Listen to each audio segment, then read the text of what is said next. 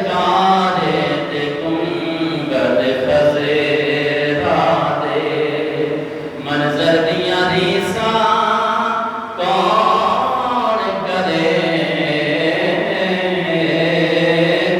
سرکار تے گنبد خزیرہ دے منظر دیاں ریساں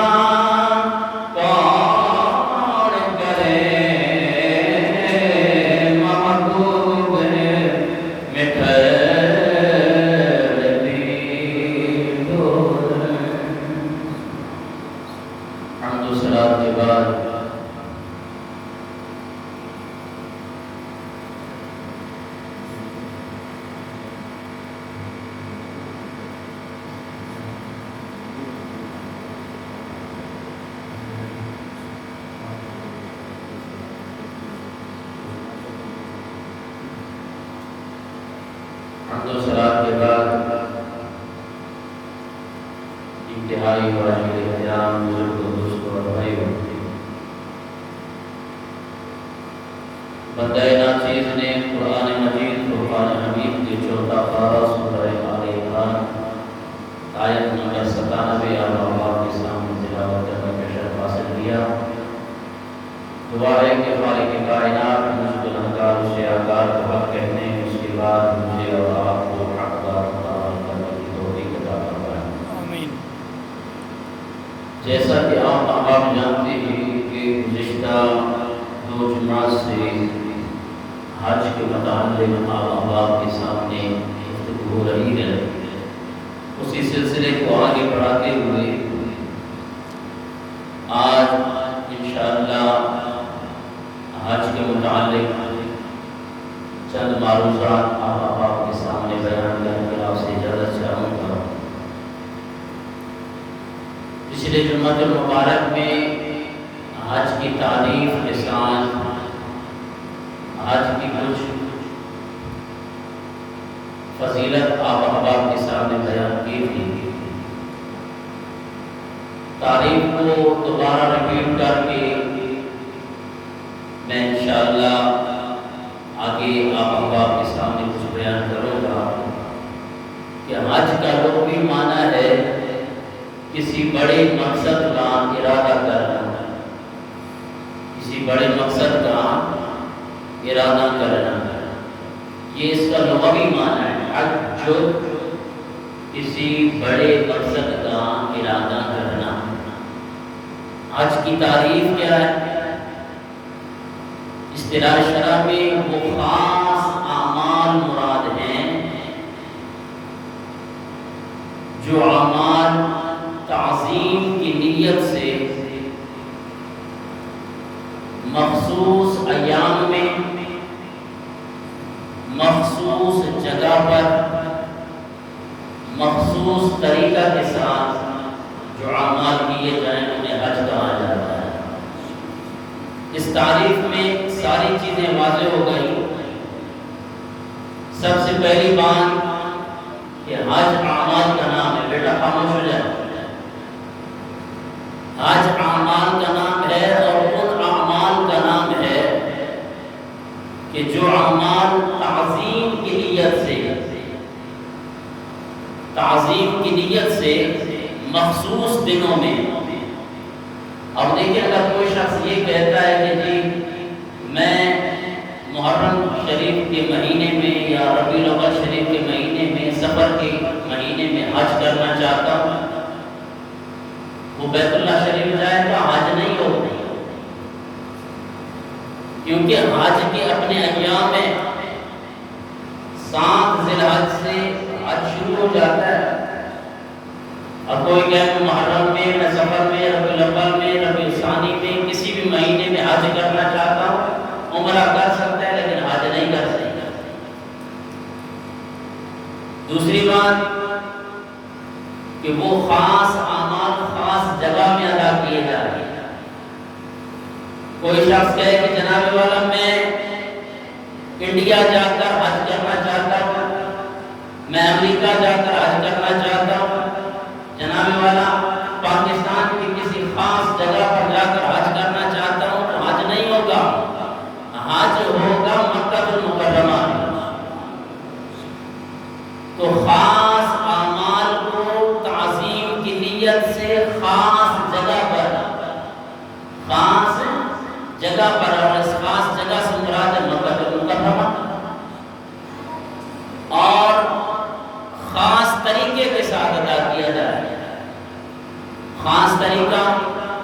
کہ حاجی کو پتا ہونا چاہیے کہ میں حج کون سا کر رہا ہوں، حج کی روٹین کس میں ہے۔ یہاں سے جانے والے حاجی کو یہ بھی پتا نہ ہو کہ میں حج افراد کر رہا ہوں، حج تمتع کر رہا ہوں، حج قران کر رہا ہوں، کون سا حج کر رہا ہوں۔ یہ تعلیم ہمارے لوگوں کے اندر کم ہے۔ جناب والا اس کی وجہ یہ ہے کہ نہ خود دین سیکھتے ہیں، نہ اپنی اولاد کو دین سکھانے کی ترغیب دیتے ہیں۔ حج کیا ہے، پتہ نہیں ہے کہ حج کے اندر فرائض کون کون سے ہیں، ارکان کون کون سے ہیں، واجبات کون کون سے ہیں، کن کن چیزوں کے ساتھ حج صحیح ہوتا ہے۔ تو جب یہ تعریف آپ کے ذہنوں میں بیٹھ جائے گی تو آپ کو حج کا پورا مفہوم سمجھ آ جائے گا، اور اسی سے الحمدللہ عقیدہ اہل سنت بھی ثابت ہو جائے گا۔ آج اگر ہم مزارات پر تعظیم کی نیت سے جب حاضری دیتے ہیں، کچھ احباب کہتے ہیں کہ جناب والا یہ شرک ہے، یہ بدعت ہے۔ آپ پوچھ سکتے ہیں ہم سے کہ جناب ہم مزار پہ جاتے ہیں تعظیم کی نیت سے، عبادت کی نیت سے نہیں، عبادت کی نیت سے نہیں، بلکہ تعظیم کی نیت سے، اللہ والے کی عزت کی نیت سے وہاں پہ جا کر اللہ والے کا وسیلہ پیش کرتے ہیں۔ یہ چیز ہے، اس میں کون سی شرک اور بدعت والی چیز ہے؟ اگر یہ شرک اور بدعت ہے تو ہم پوچھنا چاہتے ہیں کہ مقام ابراہیم پہ 2 رکعت نوافل ادا کرنا یہ کیا ہے، یا پھر حج بیت اللہ شریف کا طواف کرنا یہ کیا ہے، اور صفا مروہ پہ سعی یعنی دوڑ لگانا یہ کیا چیزیں ہیں، جناب والا رمی جمار کرنا یہ کیا چیز ہے؟ اللہ تبارک و تعالیٰ نے ان چیزوں کا حکم دیا ہے کہ یہ عبادت ہے، یہ اعمال ہیں، ان اعمال کو آپ نے تعظیم کی نیت سے کرنا ہے۔ اور میں نے پہلے ہی کہہ دیا کہ حج کے جتنے بھی افعال ہیں وہ کسی نہ کسی نبی کے ساتھ منسوب ہیں، وہ انبیاء کرام کی یادیں ہیں، اللہ والوں کی یادیں ہیں۔ آپ دیکھیں جناب والا یہ طواف کرنا کیا ہے، یہ جناب والا اللہ والوں کی نشانیوں میں سے نشانی ہے۔ مقام ابراہیم کیا ہے، وہاں پہ جناب والا وہ پتھر ہے جس پتھر پہ حضرت ابراہیم علیہ السلام نے کھڑے ہو کے بیت اللہ شریف کی تعمیر فرمائی۔ جناب والا یہ صفا اور مروہ کیا ہے، یہ پہاڑیاں ہیں، لیکن عزیزان محترم ان پہاڑیوں پر حضرت بی بی حاجرہ رضی اللہ تعالیٰ عنہ دوڑی ہوئی، خالق کائنات کو اپنی اس بندی کی یہ ادا پسند آ گئی۔ رب تعالیٰ نے ارشاد فرمایا آنے والے حجاج کے لیے یہ لازمی اور ضروری قرار دے رہا ہوں کہ جب تک صفا اور مروہ کے درمیان سعی نہیں کریں گے، دوڑیں گے نہیں، میں ان کا حج بھی قبول نہیں کروں گا۔ سبحان اللہ۔ ہم پوچھنا چاہتے ہیں کہ جناب والا یا علیہ باللہ نقل کفر نہ باشد، اللہ کوئی آ کے صفا اور مروہ پہ دوڑا ہے کہ ہم دوڑتے ہیں؟ نہیں، اللہ کی بندی دوڑی، اللہ کی بندی کی یہ ادا اللہ کو پسند آ گئی، اللہ نے اسے ضروری قرار دیا۔ سبحان اللہ۔ تو ہم یہی کہتے ہیں کہ جب ایک عام پتھر اس کی نسبت اگر نبی کے ساتھ ہو جائے تو وہ مقام والا ہو جاتا ہے، تو پھر اللہ والے کی کیا شان ہے۔ یہ جو مزارات ہیں نا، مزارات اولیاء کرام کی جو قبریں ہیں، یہ اللہ کی نشانیوں میں سے نشانیاں ہیں، کیونکہ اللہ والا خود اللہ کی نشانیوں میں سے نشانی ہے، اللہ کا مثل ہے، ساری زندگی وہ اللہ اللہ کرتا ہے۔ خالق کائنات کا حکم نہیں پڑا کہ فاذکرونی اذکرکم، تم مجھے یاد کرو میں تمہیں یاد کروں۔ اگر تم تنہائی میں یاد کرو گے میں تمہیں تنہائی میں یاد کروں گا، اگر تم لوگوں کے سامنے اجتماع میں میرا ذکر کرو گے، میرا جناب والا ذکر کرو گے، مجھے یاد کرو گے، میں فرشتوں کے سامنے تمہارا تذکرہ کروں گا۔ آج جو عزیزان محترم انسان کے اور بندہ کی زبان پہ داتا لگی ہوئی ہے، آج جناب والا ہر مسلمان کی زبان پہ خواجہ معین الدین چشتی اجمیری رحمۃ اللہ تعالیٰ علیہ کا تذکرہ ہے، کبھی کوئی سلطان باؤ رحمۃ اللہ تعالیٰ علیہ کا تذکرہ کرتا ہے، جناب والا کوئی کسی ولی کا تذکرہ کرتا ہے۔ یہ آپ کے بس کی بات نہیں ہے۔ خالق کائنات نے ارشاد فرمایا انہوں نے ساری زندگی مجھے یاد کیا ہے، اب آنے والی نسلیں ان کا تذکرہ کرتی رہیں، کیونکہ فاذکرونی اذکرکم، اور انہوں نے جناب والا تنہائی میں بھی یاد کیا، کروٹ بدلتے ہوئے بھی یاد کیا، جناب والا حالات درست ہو تب بھی رب کو یاد کیا، حالات درست نہ ہو تب بھی رب کو یاد کیا، جناب والا اجتماع کے اندر یاد کیا، تنہائیوں میں یاد کیا، تہجد کے وقت یاد کیا، اور آج خالق کائنات نے ان کا اجر یہ دیا ہے کہ آج وہ اس دنیا میں نہیں ہے لیکن ان کا نام آج بھی زندہ ہے۔ سبحان اللہ۔ اور یہ اللہ کی نشانیوں میں سے نشانیاں ہیں، ایسی کوئی بات نہیں۔ شرک کی تعریف کریں، کیسے شرک ہے؟ مزارات پہ جانا کیسے شرک ہے؟ شرک کی ڈیفینیشن کریں۔ کیا ہم وہاں پہ جا کر اللہ کے ولی کو اپنا معبود مانتے ہیں، اس کو سجدہ کرتے ہیں؟ ہم سے پوچھیں، ہمارا عقیدہ پوچھیں۔ عزیزان محترم، ہم اللہ والوں کی عبادت نہیں کرتے، اللہ والوں کی تعظیم کرتے ہیں۔ سبحان اللہ۔ اور یہ تعظیم کرنے کا حکم خالق کائنات نے قرآن مجید میں دیا ہے۔ اور جو اللہ تبارک و تعالی کی نشانیوں کی تعظیم کرتا ہے، پھر اللہ تبارک و تعالی عزیزان محترم اسے اجر کیا دیتا ہے؟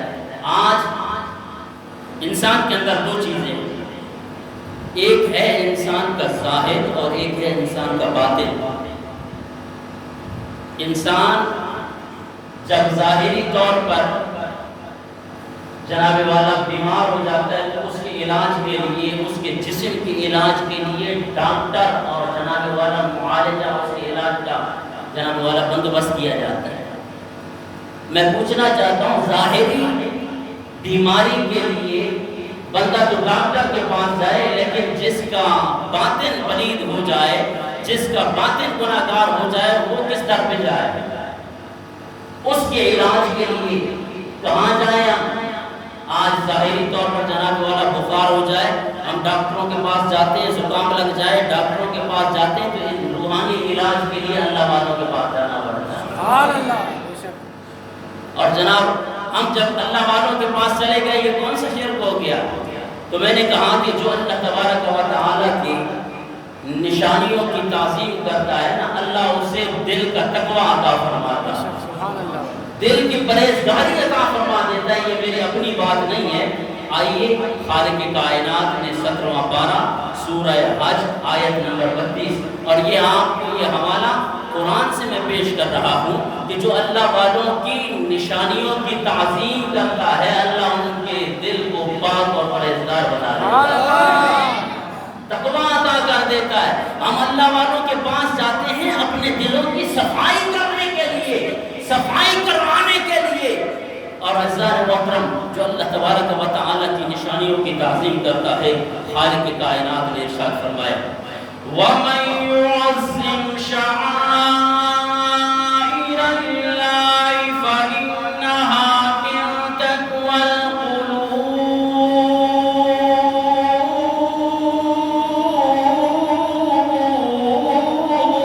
سبحان اللہ۔ رب تعالیٰ نے 17واں پارہ سورہ حج آیت نمبر 32 میں ارشاد فرمایا، وَمَن يُعَظِّمْ شَعَائِرَ اللَّهِ، جو اللہ تبارک و تعالی کی نشانیوں کی تعظیم کرتا ہے، پھر خالق کائنات، فَإِنَّهَا مِن تَقْوَى الْقُلُوبِ۔ سبحان اللہ۔ جو اللہ کی نشانیوں کی تعظیم کرتا ہے، پروردگار نے ارشاد فرمایا، ہم اس کے دلوں کو صاف کر دیتے ہیں، ہم ان کے قلوب کو تقویٰ دے دیتے ہیں، جناب والا اس کا دل پاک اور صاف ہو جاتا ہے، جس سے خالق کائنات کی معرفت حاصل ہو جاتی ہے، جس کے اندر عزیزان محترم توحید کی بات آ جاتی ہے۔ ہم تو کہتے ہیں کہ اللہ والوں کی نشانیوں کی تعظیم کرنا، اللہ والوں کی تعظیم کرنا، یہ دلوں کے تقوی کی بات ہے۔ اللہ اکبر کبیرہ، کیونکہ عزیزان محترم خود خالق کائنات نے ارشاد فرمایا، جب تم میری نشانیوں کی تعظیم کرو گی، میں تمہارے دلوں کو پاک اور صاف کر دوں گا۔ اللہ اکبر کبیرہ، عزیزان محترم تقوی کی بات ہو رہی ہے۔ آج ہم قربانیاں کرتے ہیں جناب والا لوگوں کو دکھانے کے لیے، یا جیسے بھی کرتے ہیں، لیکن عزیزان محترم کیا یہ جو قربانیاں کی جاتی ہیں یہ اللہ تبارک و تعالیٰ کے پاس ڈائریکٹ گوشت پہنچ جاتا ہے؟ نہیں عزیزان محترم، آئیے 17واں پارہ سورہ حج آیت نمبر 87 میں خالق کائنات نے ارشاد فرمایا لَن يَنَالَ اللَّهَ لُحُومُهَا وَلَا دِمَاؤُهَا۔ سبحان اللہ۔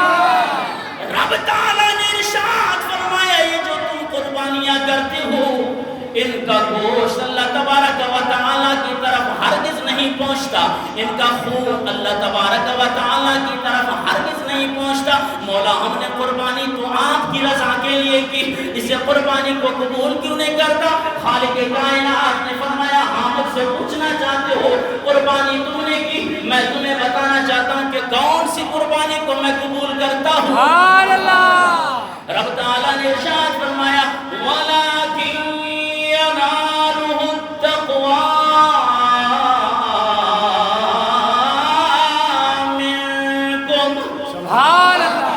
جو قربانی تم تقوی اور پرہیزگاری کے ساتھ کرتے ہو، جو اخلاص کے ساتھ کرتے ہو، میں اس قربانی کو قبول کرتا ہوں۔ سبحان اللہ۔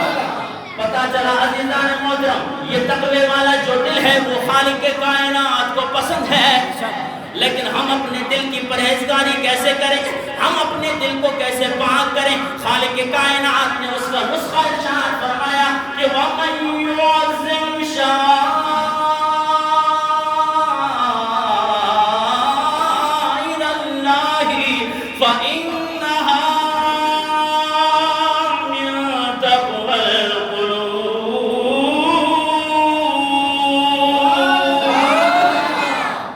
جب تم اللہ تبارک و تعالیٰ کی نشانیوں کی تعظیم کرو گی اللہ تبارک و تعالیٰ تمہارے قلوب کو پاک کر دے گا۔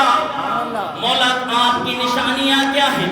مولا کی نشانیاں کیا ہیں؟ اللہ تبارک و تعالیٰ کی نشانی کیا ہے؟ میں نے پچھلے جمعوں میں یہ کہا کہ جناب والا نشانی اس چیز کو کہا جاتا ہے جو پہچان کے طور پر کوئی علامت بتا دی جائے۔ اب پوچھنا چاہتے ہیں کہ پروردگار تیری نشانیاں کون سی ہیں؟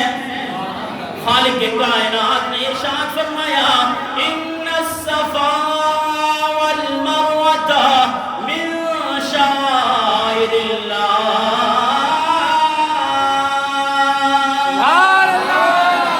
یہ صفا اور مروہ یہ کوئی عام پہاڑیاں نہیں ہیں جنہیں تم عام سمجھنے لگ جاؤ، یہ خاص اللہ تبارک و تعالیٰ کی خاص نشانیوں میں سے نشانیاں ہیں۔ پروردگار یہ تیری نشانی کیسے بنی؟ کیا تیرا اس پہ نزول ہوا؟ نہیں، خالق کائنات نے ارشاد فرمایا اس جگہ پہ صفا اور مروہ پہ پانی کی تلاش کے لیے میری نیک بندی حضرت بی بی ہاجرہ رضی اللہ تعالیٰ عنہ توڑی، وہ ادا مجھے پسند آ گئی، میں نے اسے قرآن بنا دیا۔ میں نے کہا یہ اب کوئی عام پہاڑیاں نہیں ہیں بلکہ میری نشانیوں میں سے نشانیاں ہیں۔ تو عزیزان محترم پتہ چلا جو اللہ تبارک و تعالیٰ کی نشانیوں کی تعظیم کرتا ہے اللہ تبارک و تعالیٰ اسے قلبی سکون عطا فرماتا ہے۔ تو پھر یہ حج کیا ہے؟ یہ سارے کا سارا۔ اور جناب والا اگر میں آپ کو اس حج کے شرائط یا اس کے حج کے واجب ہونے اور صحیح ہونے کی شرائط اور جناب والا اس کے ارکان کے متعلق بتانا چاہوں تو بڑا طویل وقت ضرورت ہے، جس کے لیے میرے خیال میں یہ ذی الحج کا مہینہ بھی گزر جائے گا، یہ تجزیات ہے، اس میں بتاؤں جناب والا کن کن کے لیے حج ضروری ہے اور کن کن چیزوں کے لیے جناب والا کن کن چیزوں کے ساتھ حج ہوتا ہے۔ میں کچھ آپ کے سامنے بیان کرنا چاہتا ہوں، لیکن بات یہ ہے، یہ باتیں تو ویسے بھی جب حاجی جب حج کے لیے تیار ہوتا ہے اس کے لیے نمائندے اور وہاں پہ جناب والا ان کو حج سکھانے کے لیے وہ ترغیب دے دیتے ہیں، اس لیے ہم ممبر پہ بیٹھ کے آپ کو اس بحث چھیڑنے کا کوئی فائدہ نہیں ہے کہ جناب والا حج کے اندر کتنے واجب ہیں، حج کے اندر کتنے ارکان ہیں، کتنے فرائض ہیں اور موٹی موٹی باتیں۔ جناب والا حج کے اندر امام ابو حنیفہ رحمۃ اللہ تعالی علیہ نے فرمایا کہ 2 ارکان ہیں. ویسے بعض نے لکھا ہے کہ 4 ارکان ہیں. ان میں سے پہلا ہے احرام. بغیر احرام کے حج نہیں ہوتا. اور دوسرا ہے طواف زیارت جسے طواف افادہ بھی کہا جاتا ہے, یہ بھی ارکان میں سے ہے. اور تیسرا ہے وقوف عرفات. عرفات پہ وقوف کرنا, ٹھہرنا, یہ بھی جناب والا حج کے ارکان میں سے ہے. اور چوتھا اور آخرا جو ارکان میں سے ہے وہ صفا اور مروہ میں سعی کرنا, دوڑنا. تو یہ حج کے ارکان ہیں.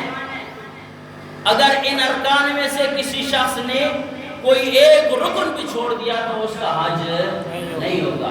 اور امام ابو حنیفہ رضی اللہ تعالیٰ عنہ کے نزدیک 2 ارکان ہیں. ایک ہے وقوف عرفہ. اب آپ دیکھ لیں جن حجاج کرام نے حج کیا ہے, خواہ وہ بیماری کے عالم میں وہاں کوئی بھی مرض لگ جائے, وہ ہاسپٹل میں کیوں نہ ہو, نبی ذی الحج کو اس حاجی کو جناب والا ایمبولینس پہ لا کر جناب والا وقوف عرفات کرایا جاتا ہے. کیوں؟ اس لیے اب پھر اس کے پس منظر کی طرف جائیں. کیوں اتنا ضروری ہے؟ مقام عرفات پہ یہ وہ جگہ ہے جس پہ حضرت بی بی حوا اور حضرت آدم علیہ السلام کی ملاقات ہوئی ہے. سبحان اللہ. بھئی یہ انبیاء کرام, یہ اولیاء کرام, یہ اللہ مالک جہاں پہ مل جائیں رب کو وہ جگہ پسند آ جاتی ہے, اسے اپنی نشانیوں میں سے نشانیاں قرار دیتا ہے. سبحان اللہ. اور پھر جہاں اللہ والا خود سو رہا ہو اس مقام کا کتنا مقام ہوگا. اور اللہ اکبر کبیرہ. اس کے بعد جناب والا حج ہو گیا.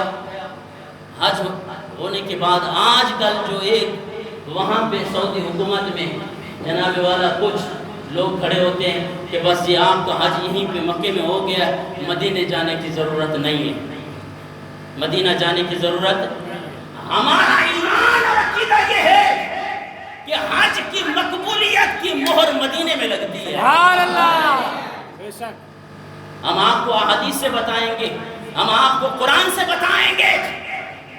مانا کہ مدینہ میں کوئی صفا اور مروہ نہیں ہے, مانا کہ مدینہ میں مقام ابراہیم نہیں ہے, بیت اللہ نہیں ہے, لیکن کعبے کا کعبہ مدینے میں موجود ہے. سبحان اللہ.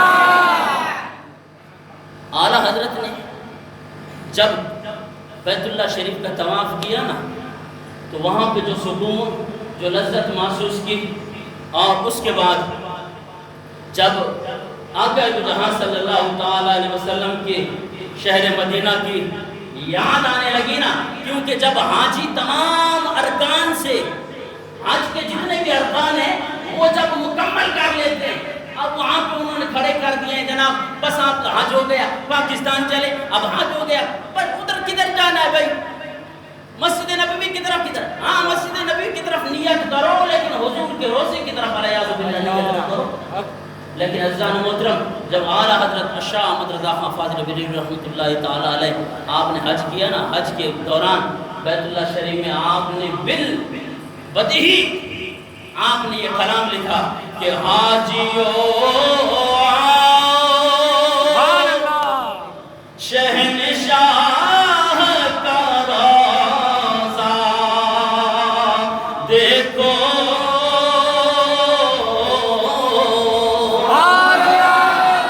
حاجیو شہنشاہ کا روضہ دیکھو, کعبہ کو دیکھ چکے اب کعبے کا کعبہ. سبحان اللہ. نعرہ تکبیر, نعرہ رسالت. اب جب آب زمزم پیا نا پھر آپ فرماتے ہیں آب زمزم کو پیا خوب بجائی پیاسے, کیونکہ مکے میں تو آب زمزم ہے نا. پھر آؤ جود و شہ کوثر کا بھی دریا دیکھو, سبحان اللہ.